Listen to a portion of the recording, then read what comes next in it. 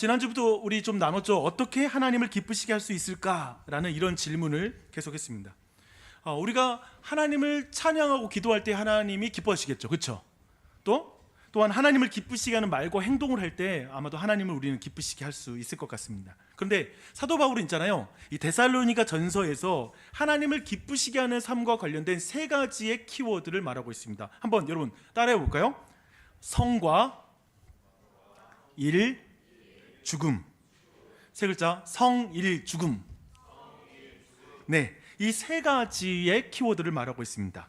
즉 이걸 다르게 말한다면 기쁨, 즉 쾌락과 일과 그 다음에 죽음이라고 이렇게 말할 수 있을 것 같습니다.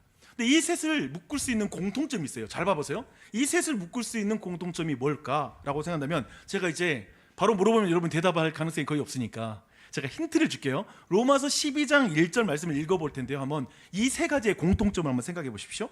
그러므로 형제들아, 내가 하나님의 모든 자비하심으로 너희를 권하노니 너희 몸을 하나님이 기뻐하시는 거룩한 산 제물로 드리라.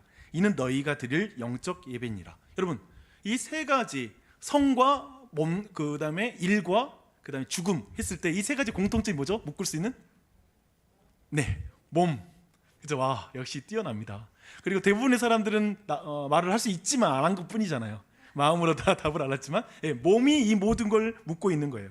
그래서 우리는 있잖아요, 부부가 서로에게 자신을 주는 사랑, 그런 로맨스로 하나님을 기쁘시게 할 수 있습니다.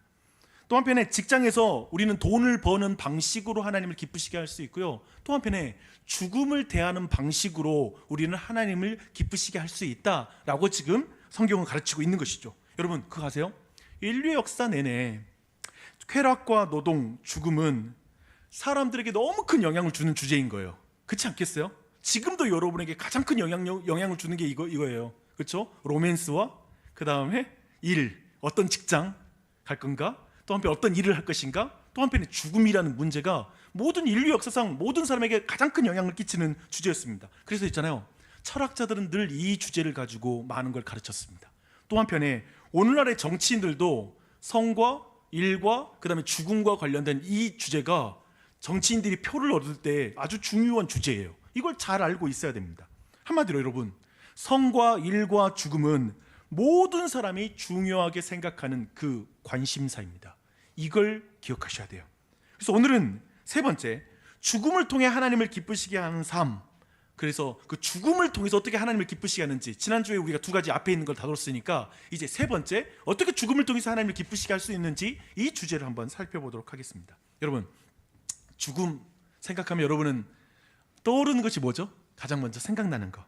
저는 있잖아요, 초등학교 때 사별한 고양이가 생각납니다. 저는 죽음하면 무조건 그때가 생각이 나요. 초등학교 4학년 2학기 때부터 중학교 1학년 2학기 때까지 제가 3년 동안 누나와 단둘이서 이렇게 전남도 보성군 밀양면 용정리 가마골에서 집에서 살았어요. 거기 제 탯자리예요.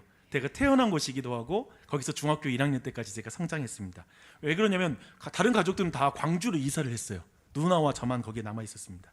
그래서 하교에서 집으로 돌아올 때면 너무 외로웠어요. 그리고 집에 도착했을 때 흐르는 그 적막감이 너무 싫어서 저는 그 4학년 때부터 라디오를 끼고 살았어요. TMI지만 그때 저의 최애 프로그램이 뭐였냐면 배철수의 음악 캠프였어요. 저는 4학년 때부터 팝송을 그렇게 많이 들었어요.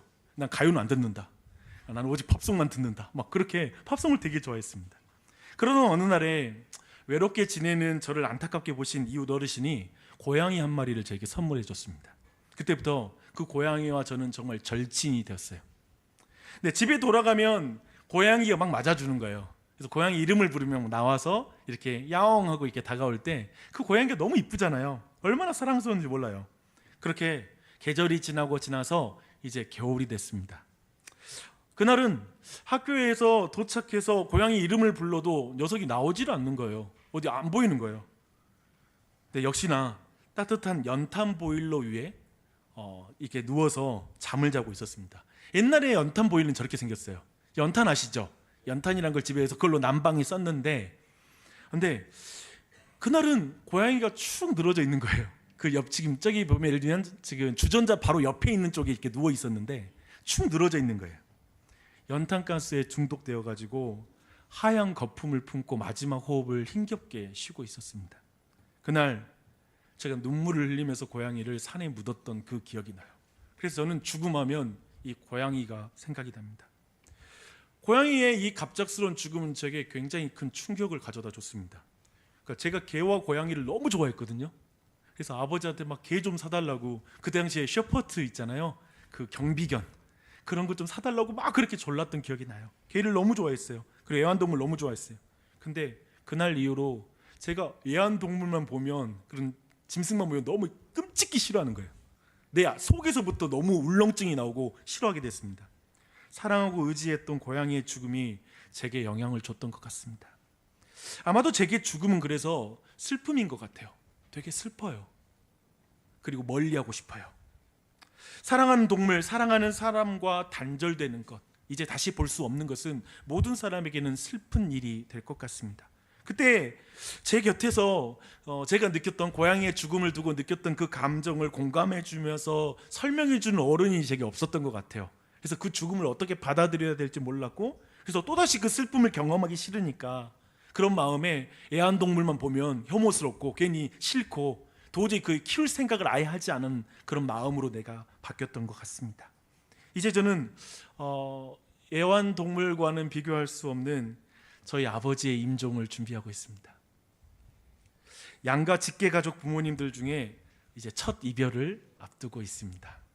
저는 저희 아버지의 죽음을 피할 수 없습니다.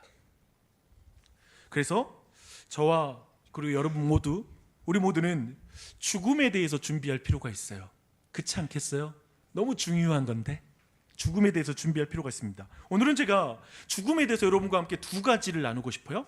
근데 첫 번째는 뭐냐면, 그리스도인은 사랑하는 사람의 죽음을 어떻게 받아들일 것인가, 이게 첫 번째예요. 두 번째, 그리스도인은 죽음을 어떻게 준비할 것인가. 이 두 가지 주제로 여러분과 나눠볼게요. 이 주제는 정말 중요해요. 잘 들어보십시오.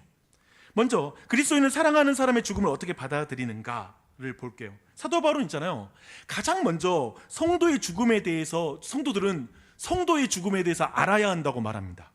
왜 그럴까요? 13절 말씀 한번 읽어볼게요. 시작. 형제들아, 자는 자들에 관하여는 너희가 알지 못함을 우리가 원하지 아니하노니 이는 소망 없는 다른 이와 같이 슬퍼하지 않게 하려 함이라.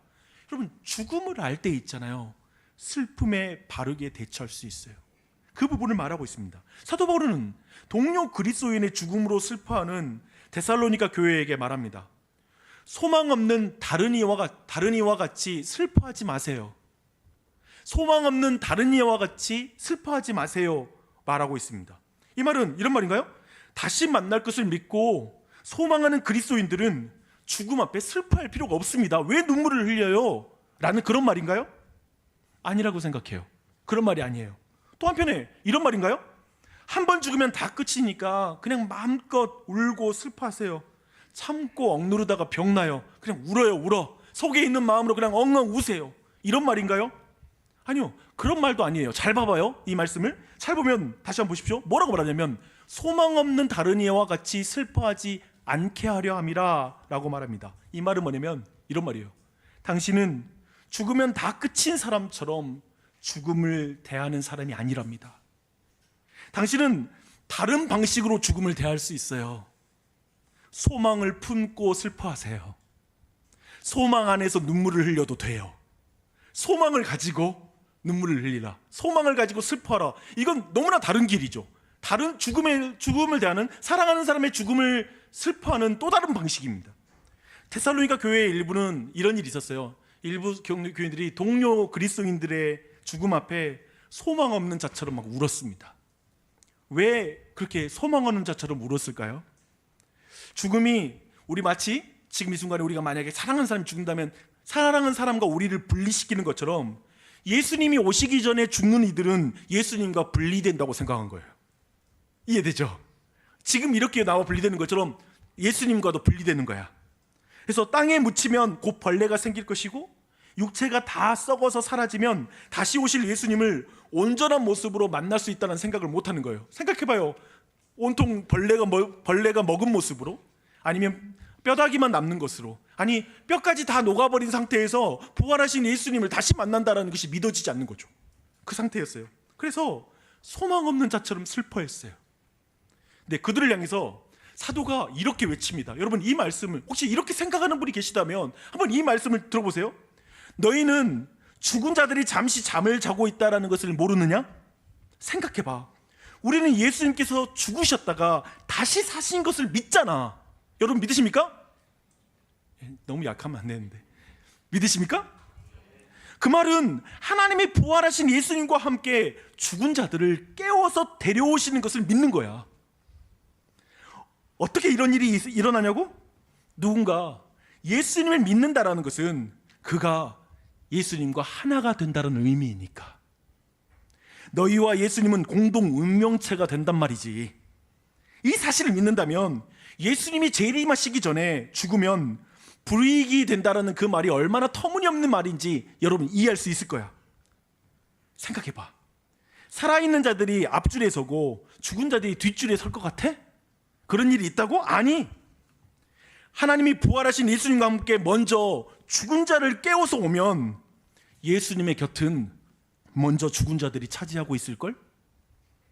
그렇죠? 그러나 이런 설명도 오해하지 말라. 이 말은 산자와 죽은 자 사이에 차별이 1도 없을 것임을 강조하는 표현이니까. 그렇죠? 이렇게 말할 수 있어요. 그렇죠? 여러분 이 말씀 잘 들었죠? 오늘 저희 아버지가 세례를 받는다는 말씀 드렸습니다. 제가 목사가 되기 위해서 신학대에 들어갈 때부터 아들의 미래를 걱정하셨던 어머님은 교회를 다니기 시작하셨습니다. 하지만 저희 아버지는 손사래를 쳤습니다. 안 간다. 너나 가라. 아버지는 술과 담배를 무척 좋아하셨습니다. 그러다가 제가 결혼했던 2006년 6월 달에 결혼했고요. 2월 달에 후두암 수술을 하시고 이제 목소리를 잃으셨습니다. 그때 수술을 마치고 잠깐 아버지가 교회를 다니기 시작하셨어요. 많은 것을 그때 참으셨습니다. 당연히 담배는 못 피시죠. 그 담배는 싫어하시더라고요. 이제 그 병을 앓고 목소리 잃고 나서는 담배 필 생각은 안 하셨어요. 하지만 얼마 지나지 않아서 끊었던 술을 다시 입에 대기 시작했습니다. 그리고 이제 이런 기계에 이렇게 목에 대고 말을 했는데 그 기계에 의지해서 아버지와 가족을 아프게 하는 말씀을 참 많이 하셨습니다. 그리고 정작 끊지 말아야 될 교회까지 끊으셨습니다. 그리고 몇 년 전에 위암이 발견되셨습니다. 그토록 좋아했던 담배가 후두암으로 술이 위암을 불러온 것 아닌가 싶을 그런 마음이 들었습니다. 그래도 우리 아버지는 그 상태가 되어도 얼마나 신실하게 예수님을 거부하시는지 또 얼마나 완고하셨는지 모릅니다. 그러다가 작년 이맘때에 위에 구멍이 나서 긴급하게 수술을 받으셨습니다. 죽음이 가까웠던 그 순간에 제가 이런 기도를 드렸습니다. 하나님, 저희 아버지에게 요한복음을 다 읽어드리고 복음을 전할 수 있는 시간을 주십시오. 그리고 데려가셔도 괜찮아요. 복음을 다시 완전히 전할 수 있는 기회를 주세요. 다행히 수술을 받고 지금 1년여 정도 지금 살아 계십니다. 지난 1년 동안 저희 아버지는 두 눈의 시력을 다 잃으셨습니다. 앞이 전혀 안 보이십니다. 위 절제 이후 기력이 쇠하여 이제는 거의 누워만 계십니다. 그런데 제가 가서 기도해 드리면 두 눈을 감고 눈도 그냥 뜰 힘이 없어 보여요. 근데 입으로 아멘, 아멘 하십니다. 최근에 우리 온교회는 삼손에 대한 그의 생애를 묵상했는데요. 삼손을 보는데 저희 아버지의 인생이다라는 생각이 들었습니다. 두 눈을 잃고 모든 힘을 잃은 그때에 하나님을 의지해서 아멘 하시는 것이죠. 이것이 얼마나 큰 은혜인지요. 아버지의 죽음을 다시 만날 소망을 가지고 대할 수 있는 용기가 내 안에 있으니까요. 우리 아버지 다시 만날 수 있어. 더 정확히 말하면 우리 하나님이 예수님과 함께 다시 살리실 것을 소망함으로 아버지의 죽음을 대할 용기가 내 안에 있는 것이죠. 소망이 있는 것이죠. 저는 아버지가 소천하시면 많이 울 것 같습니다. 그러나 소망 안에서 죽음이라는 이 비정상적인 이별을 슬퍼할 것입니다. 소망을 가지고 사랑하는 사람의 죽음을 슬퍼할 것입니다. 이것이 그리스도인으로서 죽음을 대하는 방식입니다. 그리고 이렇게 하나님을 기쁘시게 할 수 있다는 거죠. 이 믿음을 가지고 하나님께 영광 돌리고 다른 사람의 죽음을 대할 수 있다는 것이죠. 이걸 말합니다. 이제 그리스도인이 죽음을 준비하는 방식에 대해서 한번 생각해 볼게요. 어떻게 우리는 죽음을 준비해야 되는가? 우리 각자가 이제 해당하는 내용이 되겠죠? 현대 문화를 이렇게 불러요. 죽음을 숨기는 문화. 따라하겠습니다. 죽음을 숨기는 문화. 예를 들어 한번 설명해 볼게요. 여러분, 쇼핑몰하고 백화점에 가면 창문과 시계가 없다는 거 아세요? 왜 창문과 시계가 없을까요? 네? 네, 준우야.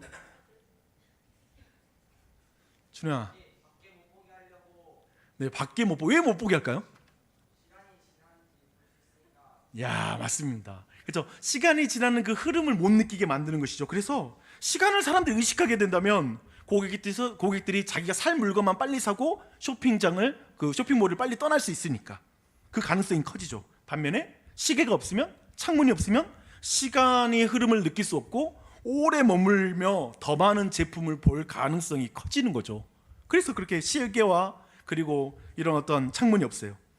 그처럼 현대 문화에는 죽음을 알려주는 시계를 숨기는 문화라는 생각이 듭니다. 따라해 볼까요? 죽음을 알려주는 시계. 정말 우리는 죽음이라는 걸 느끼지 못하는 시대 속에 살고 있습니다. 그리고 이 세상은, 그 문화는 우리에게 이렇게 말하죠.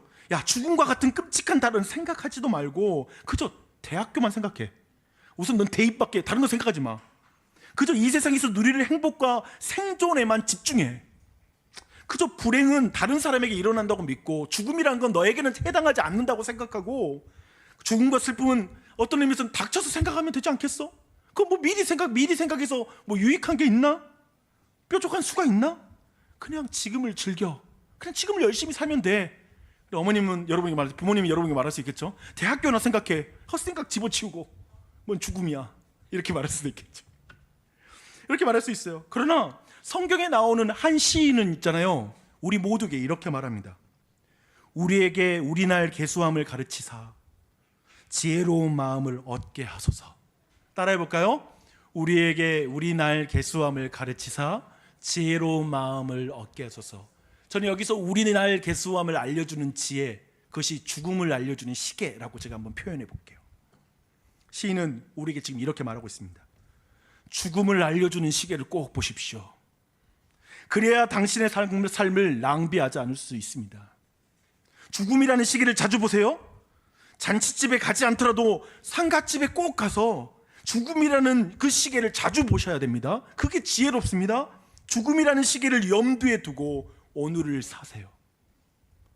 사자가 아니라, 죽은 자가 아니라 산 자를 위해서라도 당신은 죽음을 알려주는 시계를 자주 봐야 돼요.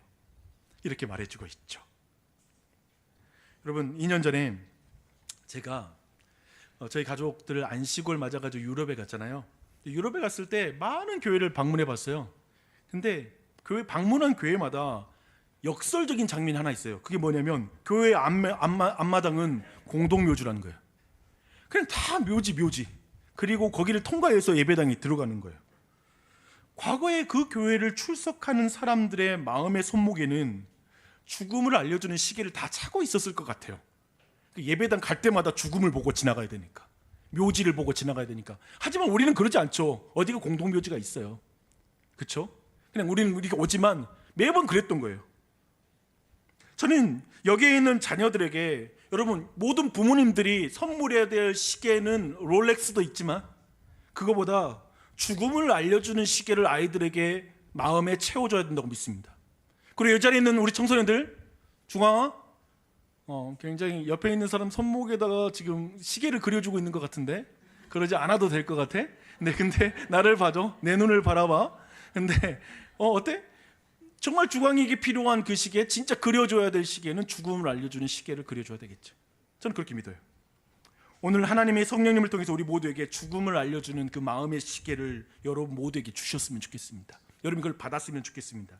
이 시계에는 여러분 두 가지 기능이 있어요. 몇 가지 기능이요? 두 가지 기능이 있습니다. 먼저 이 시계는 있잖아요, 여러분의 여러분의 삶이 얼마나 남아있는지를 보여주는 시계가 아닙니다. 대신 주의 날, 곧 세상의 종말과 개인의 죽음이 도둑과 같이 갑자기 이르는 것을 알려주는 시계예요. 도둑과 같이 죽음이 올 거야 라는 걸 가르쳐주는 시계입니다. 이런 말이 있죠. 이런 말 들어봤어요? 나는 순서는 있으나 가는 순서는 없다. 이 말이 뭐냐면 태어나는 순서는 있으나 죽는 순서는 없다라는 이런 말이죠. 우리는 도둑과 같은 죽음의 이 특징, 이것을 너무나 두려워합니다. 의료기술이 좋아져서 죽음을 지연시키고 때로는 우리는 죽음의 시점을 예상할 수 있죠. 그래서 예전처럼 우리는 이 비유를 마음에 와닿진 않아요. 도둑과 같이 안 오는데요, 어느 정도 이제 병들면 시기를 알 수 있는데요, 이렇게 말할 줄 몰라요. 그러나 우리는 생각해 보세요. 우리는 전쟁터에서 죽은 아이를 볼 때 너무 마음이 아프죠. 그 갑작스러운 죽음. 또 한편에 시청역 역주행으로 인해서 너무나 많은 사람들이, 너무나 많은 가장들이, 그리고 정말 어머니들이 갑작스럽게 아이들을 두고 떠나는 모습을 볼 때, 그런 피해자들을 볼 때 너무 큰 고통이, 그냥 너무 고통스러워요. 그 자체가 너무 슬퍼요. 그리고 나서 우리 모두는 느낍니다. 도둑과 같이 찾아오는 죽음의 두려움을 느껴요. 맞아, 죽음이란 도둑과 같이 찾아오는 거였지. 나 지금 10대니까 나는 벌써 80대쯤 죽을 거야 라고 여러분 가정하잖아요. 아직 70년 남았어. 50대들은 아니 그래도 한 80살까지 살 거야, 30년은 남았어야 라는 그 가정 속에 살지만, 아니 죽음은 도둑과 같이 오는 거지. 도둑과 같이. 죽음과 종말은 도둑처럼 시간을 알려주지 않고서 우리가 이 땅에 쌓은 모든 것을 도둑질해가는 그런 게 바로 죽음이지 라는 이 첫 번째를 알려줘요. 그래서 우리 모두의 그 손목에 그 시계를 차고 있는지를 먼저 생각해 보세요. 두 번째예요. 죽음을 알려주는 시계의 두 번째 기능은 해산의 고통처럼 죽음은 아무도 피할 수 없다라는 것을 알려주는 시계예요. 죽음은 아무도 피할 수 없다. 아이를 출산할 때 엄마는 반드시 해산의 고통을 느껴요. 그렇죠? 그것처럼 반드시 모든 사람은 해산의 이 죽음의 고통을 맛보게 돼요. 근데 이런 말이 있다고 해요. 한번 잘 들어보세요. 온갖 전쟁과 전염병이 사망자 수를 증가시키는 것은 아니다. 어차피 누구나 한 번은 죽어야 하니 말이다. 그렇죠? 그러니까 전쟁으로 급작스럽게 죽던 그렇지 않던, 우리가 준비해서 죽던 않던, 사망자 수를 더하거나 빼거나 하진 않죠. 모두가 다 죽으니까. 모든 사람은 죽음을 맞습니다. 죽음을 피할 수 없습니다. 여러분이 건강해서 의료기술의 도움을 받아서 130년을 산다고 한번 가정해봐요. 우리 시원이가 130년을 산 이제 할머니야. 좀 제가 이름이 생각나서 그냥 말한 거니까 마음에 너무 많이 드지 말고 생각해 주세요. 분명히 제가 볼 때 배우자만이 아니라 자녀의 죽음까지도 볼 수 있는 나이인 것 같아요. 상상하기 힘들지만 손주의 죽음까지도 볼 수 있는 나이인 것 같아요. 내가 장수하면 130년, 140년을 살면. 자신의 죽음을 더디 볼수록 사랑하는 이의 죽음을 더 많이 볼 가능성이 커지겠죠. 나중에 그래도 그 사람은 자신의 죽음 앞에 서야 돼요. 아무리 장수를 해도 아무도 죽음을 피할 수는 없습니다. 그것이 사실이죠. 의료기술이 좋아져서 죽음을 지연시키고 죽음의 때를 조금 아는 것, 그게 위로가 될지는 모르겠지만 우리 모두 죽음을 피할 수는 없습니다. 이 앞에 서십시오. 이 시계를 차고 계십니까? 이 사실을 정말 인지하고 있습니까? 이것을 묻는 것이죠. 이 두 가지 기능을 여러분 기억해야 돼요. 우리 모두에게 우리의 나를 계수하는 지혜, 즉 죽음을 알려주는 시계를 우리에게 하나님이 주시기를 기도합시다. 하나님 주십시오. 기도하십시오. 근데 아마 여러분 일상에 시계가 없다고 생각해 보세요. 우리는 많은 실수와 불편을 겪게 될 거예요. 정말 많은 시간을 낭비하게 될 거예요. 어제 저녁에 제가 교회에다가 모든 제 그 핸드폰, 그다음에 아이패드도 다 놔둔 거예요. 저녁에 잠을 자야 되는데 알람을 맞출 요량이 없는 거예요. 원유리가 저를 구원해 줬어요. 내 걸로 맞춰줄까?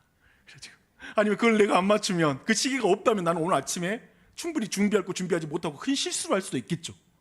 요즘 같은 컨디션을 보면 분명 그랬을 거예요.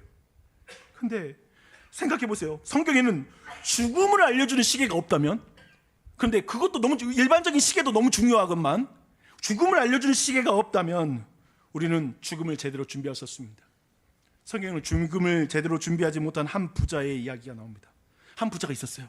그 부자는 곡간을 크게 짓고 물건을 잔뜩 쌓아두면서 이렇게 말을 해요. 들어보세요.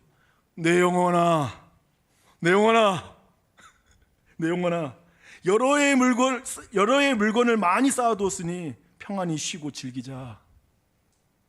그는 쌓아놓은 돈으로 자신의 영혼과 운명을 통제할 수 있다라는 착각에 빠진 거예요. 하나님이 그에게 이렇게 말합니다. 어리석은 자여, 오늘 밤에 내 영혼을 도로 찾으리니 그러면 내 준비한 것이 누구의 것이 되겠느냐.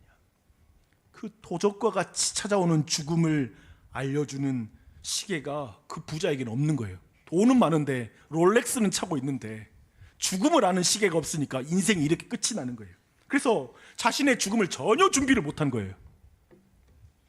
그런데 누가복음 16장에 보니까요, 주인의 소유를 낭비해서 주인에게 해고를 당한 청지기 이야기가 또 나와요. 여기는 좀 긍정적으로 볼 수 있어요.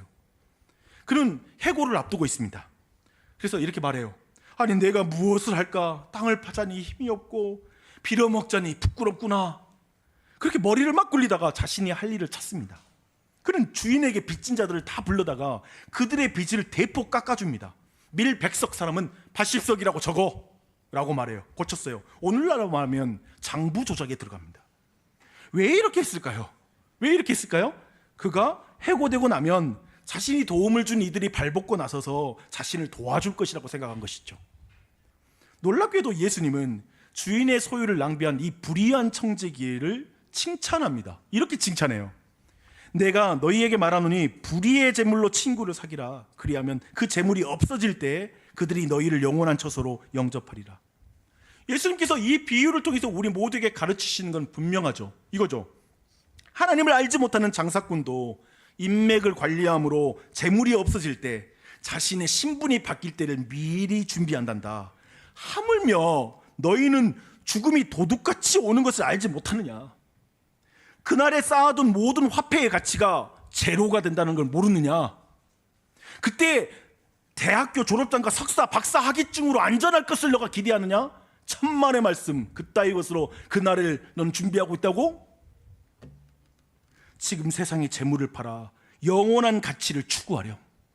지금 네가 가진 재물을 죽음 이후에 내 운명을 쥐고 있는 하나님의 뜻대로 사용하는 삶을 살았으면 좋겠다 라고 이렇게 말씀하죠. 너무나 다르죠. 그는 어떤 의미에서 이 말씀 안에 우리는 받을 수 있는 건 죽음을 준비하는 삶에 대해서 여기 안에서 우리는 이해할 수 있습니다. 여러분, 이 예수님의 말씀에 여러분 예라고 대답할 수 있나요? 내가 가진 재물로 죽음 이후에 너의 운명을 쥐고 있는 하나님의 뜻대로 사용했으면 좋겠어. 그런 너의 인생이 되어서 주님 죽음을 준비했으면 좋겠어 라는 이 말씀에 예하십니까? 예, 정말요? 예하십니까? 그게 바로 거룩한 삶입니다. 예수님을 왕으로 모신 삶이 죽음을 준비하는 그 최고의 삶이라는 것을 여러분 꼭 기억하십시오. 예수님을 왕으로 모신 삶, 그게 죽음을 준비하는 삶입니다. 4절입니다. 형제들아, 너희는 어둠에 있지 아니하며 그날이 도둑같이 너희에게 임하지 못하리니. 재밌죠? 도둑같이 못 임하는 사람들이 있대요, 죽음이. 왜냐하면 그가 빛 가운데, 너희가 예수님이란 빛 가운데 거하고 살아가면 너희에게 죽음은 도둑같이 임할 수 없단다. 너희가 빛의 아들이니까 너희는 어둠에 속할 수 없단다. 네가 예수님과 함께 죄에 대해서 죽고 하나님의 의에 대해서 살아났음을 믿고 빛과 소금으로 산다면 죽음은 너에게 도둑과 같이 임할 수 없다. 갑작스러운 일이 아닐 거야. 넌 준비된 거야 라고 말씀하고 있습니다.